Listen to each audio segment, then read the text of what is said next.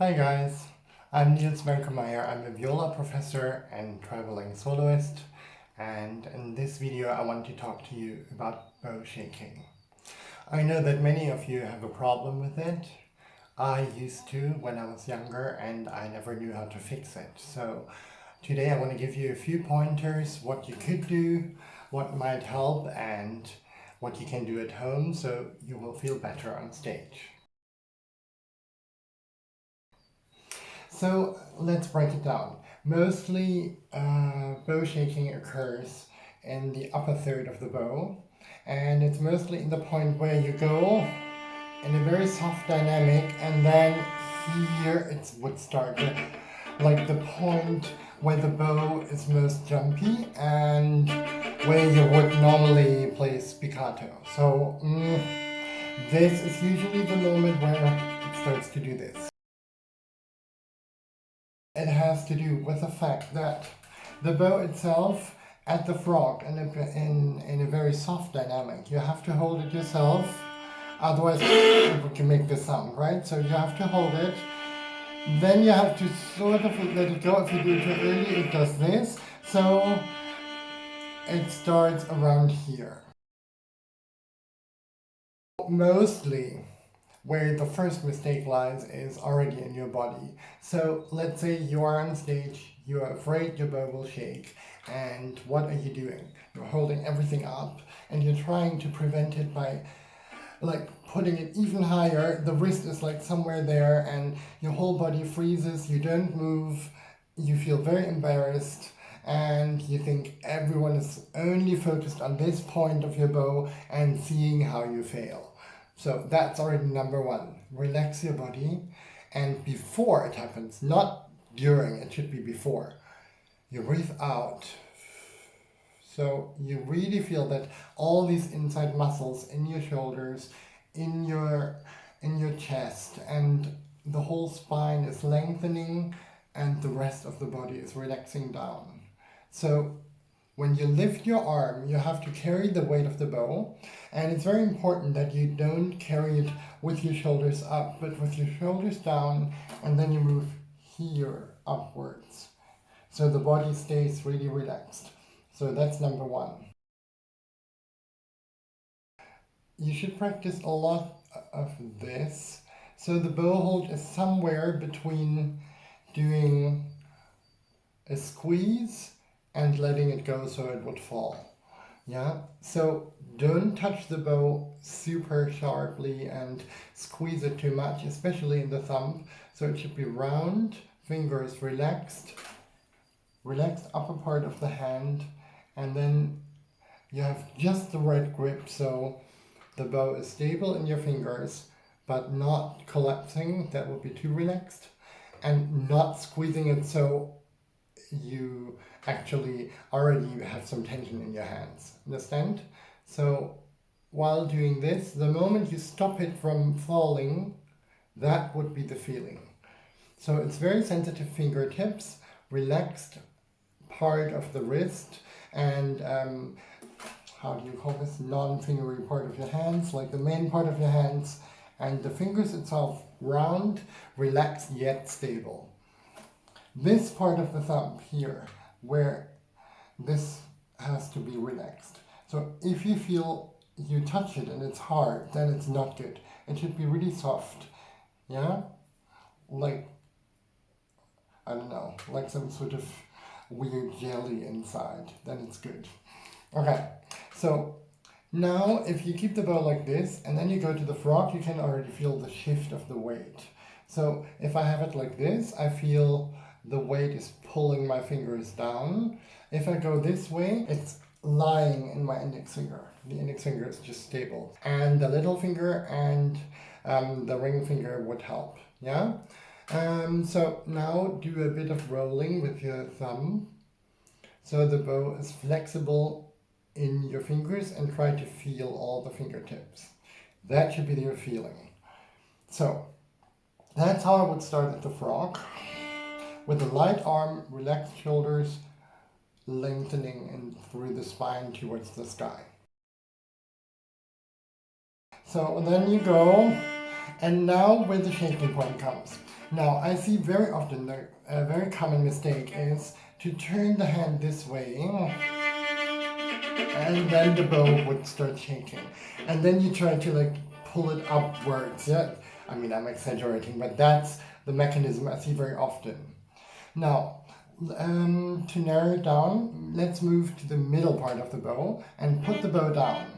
So it depends a little bit how heavy your bow is, but there is the point where you can put the bow just on the string and just pull it. Yeah, so it doesn't matter how I touch it, it's actually lying on the string with its own weight. So if I pull it, maybe so it would be around here that I could completely let it go. So at the tip, I'm not using any weight of my arm, I'm just using the natural weight of the bow. Understand? So the tricky thing is to get back to holding it the way I described earlier and have this transition. Now it starts and let the bow go and then it would go itself. So I need to turn my arm so the bow lies still. So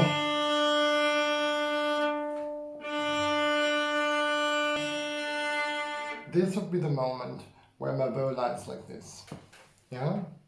So I'm actually almost not touching it. It lies a little bit on my thumb, super relaxed, and the hand is turned. So the movement of the arm is a turning of the fingers, the hand, and the lower arm. It's just slightly, but it's very important because this position too early here would indicate a position where you could do ricochet very easily.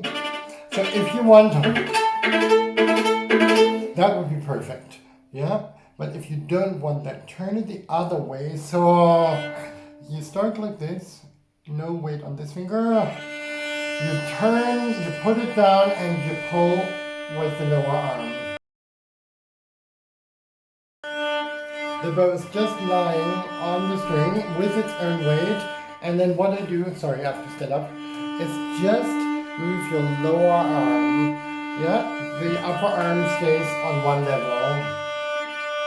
You see? So it's like a détaché from the lower arm.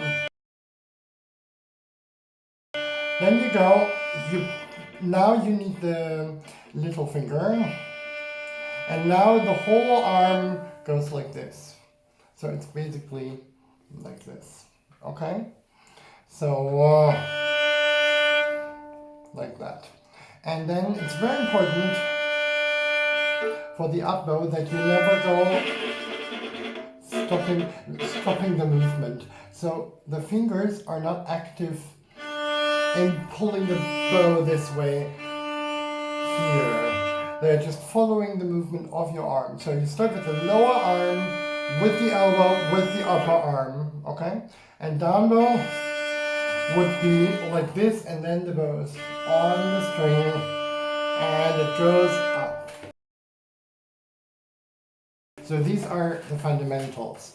Now, there's a very famous letter from Giuseppe Tartini, the famous Italian violinist, you know, Devil's Trill and all. And he wrote a letter to his student how she could practice. And he wrote that the son filet is the most important exercise for the bow. So that means super slow bow, and I suggest you do that to really narrow down the moment of turning the hand and what to do with the fingers. And I would put the metronome on 60 and then start with, like, let's say 6 beats per bow, and then you go up to 20. And if you really do that and you really feel your whole arm and everything is constantly in flow and what to do, that will eliminate one of the fears of this critical point where you just freeze up. Just keep moving, never stop the flow. It's very important that you never stop moving. Less hair. More hair, less hair, less hair. So the burn is the burn. Nope. The bow is turned this way. Yeah.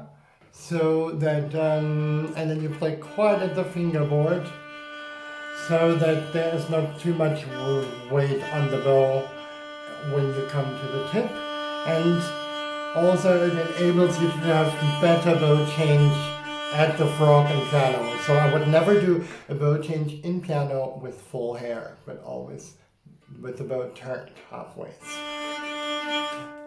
The thumb should be super relaxed and not at all pressing. And the fingers are quite inactive actually, except for this moment where you of course have to turn the bow. The arm is constantly moving. Keep your shoulders relaxed and move, move, move your arm. Lower arm, whole arm, whole arm, lower arm. That would be the whole thing. So if you're an orchestra and there are these like group solos or something, right now I can't think of anything for the viola. I have just a blank in my mind now, but I remember, for example, sitting in the orchestra when I was younger and we would play Schubert Unfinished Symphony, and all violinists go, when comes.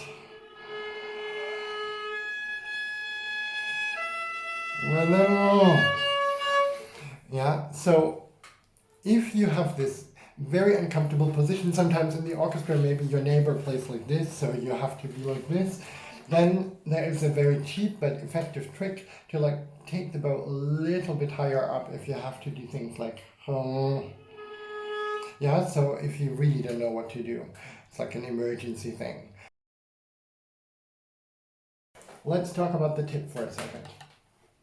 If you hold the bow in the air like this and you go here, so there is so the bow would usually do this, right? It would fall down. So there is some part of your fingers, mostly ring finger and little finger, that pinky finger that hold it up, yeah. So you could pulse on it and the bow would move this way. Plus, you feel that there is the thumb is more stretched out and there is some weight on the thumb.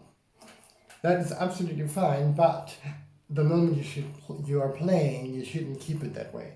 So I would just practice this moment of holding it just a centimeter over your string, then putting it on the string and relax all your fingers. Let me show you with the hand. So I would hold it now, I put it down, I relax the fingers, especially in the thumb, yeah? So now I'm moving my thumb. And then I move my lower arm, it's like the same thing.